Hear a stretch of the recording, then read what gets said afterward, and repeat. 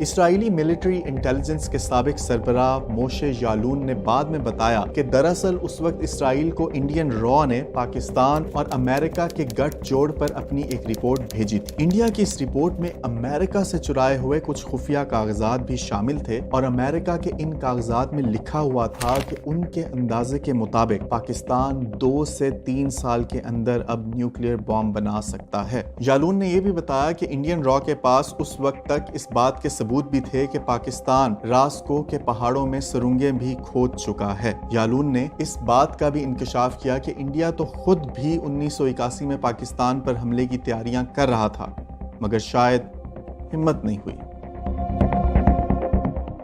خیر، اسرائیل پاکستان کے nuclear programme سے اس حد تک ڈر چکا تھا کہ اس نے یورپ میں پاکستان کے خریداری کرنے والے نیٹ ورک کو تباہ کرنے کا پلان بنا لیا، اور اس پلان کے مطابق اسرائیل کا پہلا نشانہ بنے ہینز میبس۔ 1981 میں ہینز میبس کے گھر میں ایک خط آیا جو کچھ دیر میں ایک دم سے پھٹ گیا۔ میبس اس وقت گھر سے باہر تھے، مگر ان کا کتا اس بام کے دھماکے میں مارا گیا۔ اس کے کچھ عرصے بعد پاکستان کو گیسیفیکیشن اینڈ سولیڈیفیکیشن پلانٹ دینے والی کمپنی کورا انجینئرنگ کے مینیجر ایڈورڈ جرمن کے گھر میں بھی ایک ایسا ہی خط پھٹا۔ یہاں تک کہ کورا انجینئرنگ کے دفتروں میں بھی پاکستان کے ساتھ روابط ختم کرنے کے دھمکی آمیز فون آنا شروع ہو گئے۔ انٹرپول کو انہی دنوں یہ رپورٹ بھی ملی کہ ایلکوم انجینئرنگ نامی ایک اٹالین کمپنی کو بھی دھمکیاں موصول ہوئی ہیں۔ ان تمام افراد کے کہنے پر یورپین پولیس نے ان دھماکوں کی تحقیقات شروع کر دی تھیں، اور ان تحقیقات کے دوران انہیں پتا چلا کہ یہ سب دھماکے کچھ سیکرٹ گروہ کروا رہے ہیں۔ ان گروہوں میں سے ایک کا نام تھا committee to safeguard the Islamic revolution اور دوسری کا نام تھا league for protecting the sub